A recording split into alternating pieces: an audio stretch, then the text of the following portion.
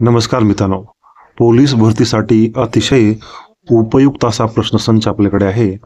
Police भरती 2025 साठी अतिशय उपयुक्त असे क्वेश्चन्स आपण काढलेले आहेत आणि त्या क्वेश्चनची चर्चा आज आपण करणार आहोत. आज आपण या व्हिडिओमध्ये करणार आहोत. मित्रांनो, पहिला प्रश्न आहे, विधवा पुनर्विवाहाला मान्यता देणारा कायदा कोणी केला? मित्रांनो, यामध्ये ऑप्शन्स आहेत Lord Bentinck, Lord Dalhousie, Lord Ripon आणि लॉर्ड मेकाले. तर मित्रांनो, विधवा पुनर्विवाहाला मान्यता देणारा कायदा हा लॉर्ड डलहौसी यांनी केला. याचं उत्तर आहे लॉर्ड डलहौसी. लक्षात ठेवा, विधवा पुनर्विवाहाला मान्यता देणारा कायदा कोणी केला? तर तो लॉर्ड डलहौसी यांनी केला. त्यानंतर मित्रांनो दुसरा प्रश्न आहे, वैयक्तिक सत्याग्रहाचे पहिले सत्याग्रही कोण होते? ऑप्शन्स आहेत साने गुरुजी, एस.एम. जोशी, नागगोरे आणि विनोबा भावे. मित्रांनो, वैयक्तिक सत्याग्रहाचे पहिले सत्याग्रही हे विनोबा भावे होते. लक्षात ठेवा, वैयक्तिक सत्याग्रह जो सुरुवातीला कोणी केला किंवा वैयक्तिक सत्याग्रहाचे पहिले सत्याग्रही हे विनोबा भावे होते. त्यानंतर मित्रांनो, दुसरा प्रश्न आहे, लंडन येथे इंडिया हाऊसची स्थापना कोणी केली?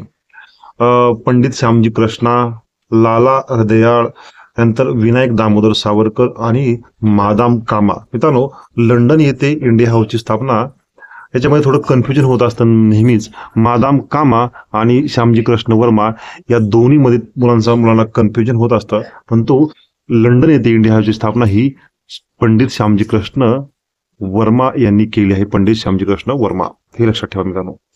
त्यानंतर भारत सेवक समाज याची स्थापना कोणी केली?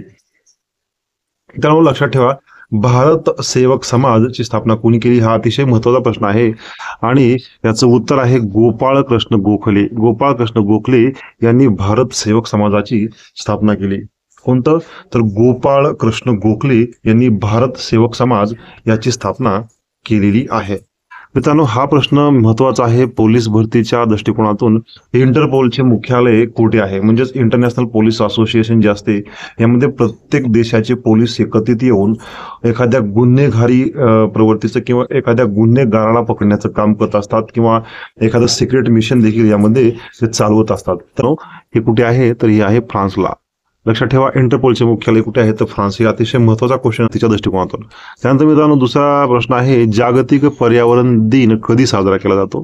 मित्रांनो, हा प्रश्न नेहमी येत असतो. यामध्ये 5 जून आहे जो जागतिक पर्यावरण दिन म्हणून साजरा केला जातो. लक्षात ठेवा, जागतिक पर्यावरण दिन हा 5 जूनला साजरा केला जातो. त्यानंतर मित्रांनो, दुसरा प्रश्न आहे, स्वतंत्र भारताच्या संविधान सभेचे अध्यक्ष कोण होते?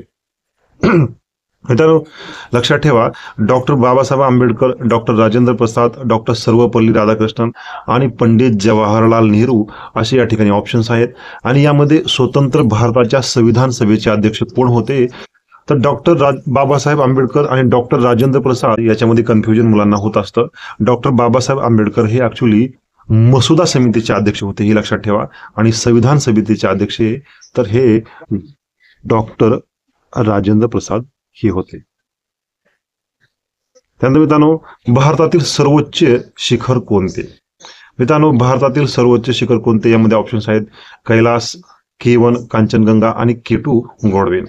मित्रांनो, यामध्ये भारतातील सर्वोच्च उंच शिखर हे आहे K2 गॉडवेल, जे की काराकोरम पर्वत रांगामध्ये आहे, हिमालयामध्ये.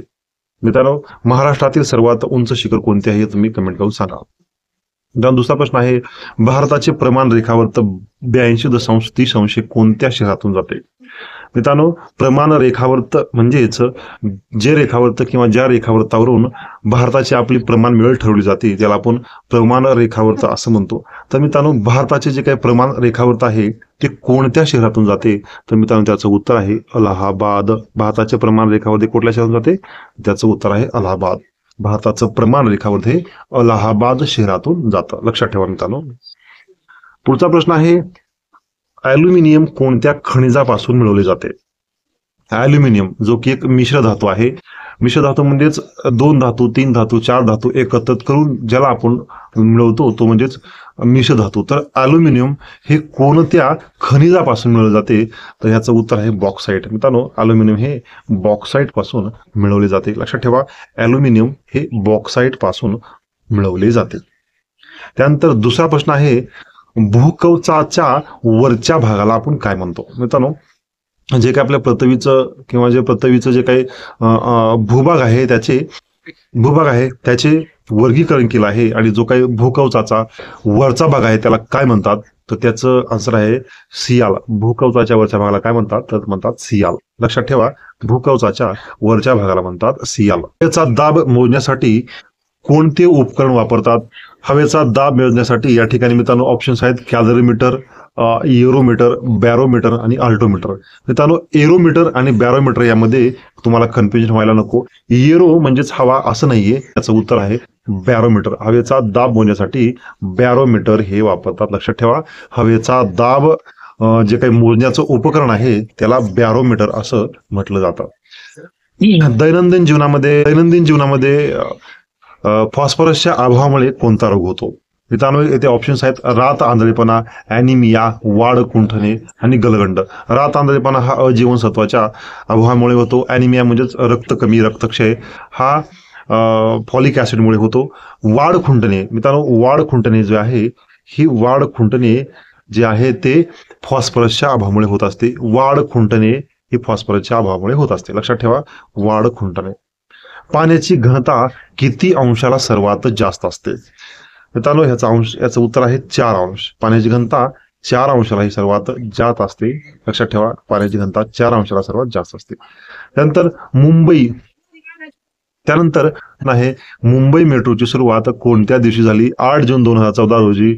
8 जून 2014 रोजी मुंबई मेट्रोची सुरुवात झाली. त्यानंतर राज्ये, अतिशय महत्वाचा प्रश्न आहे मित्रांनो, पोलीस भरतीसाठी हा प्रश्न विचारला जाऊ शकतो. हा प्रश्न तुम्हाला माहित असणं गरजेचंच आहे किंवा हा प्रश्न तुम्हाला माहित असणारच पाहिजे. राज्य राखीव पोलीस दलाची आहे, सॉरी इथं दलाची आहे, दलाची राज्य राखीव पोलीस दलाची स्थापना कधी झाली किंवा कोणत्या वर्षी झाली? तर 1948ला राज्य राखीव दलाची स्थापना झाली. म्हणजे CRPF होतो, स्टेट रिझर्व्ह पोलीस फोर्स. राज्य राखीव दलाची स्थापना ही 1948ला झाली आहे. मित्रांनो, अशाच प्रकारच्या क्वेश्चनसाठी तुम्ही मला फॉलो करा. मित्रांनो, अशा प्रकारचे प्रश्न बनवण्यासाठी थोडा वेळ लागतो, यामध्ये कष्ट देखील आहे. त्यामुळे मित्रांनो, तुम्ही माझ्या चॅनलला लाईक करा, शेअर करा आणि प्लीज सबस्क्राईब करा. मित्रांनो, आपल्या चॅनलचं सर्व ॲक्सेस फ्री आहे. पोलीस भरतीसाठी किंवा इतर स्पर्धा परीक्षासाठी जे काही आवश्यक माहिती आहे, आवश्यक प्रश्न असतील, या सर्व तुम्हाला इथे भेटून जातील आणि सर्व फ्री आहे, हे लक्षात ठेवा. धन्यवाद.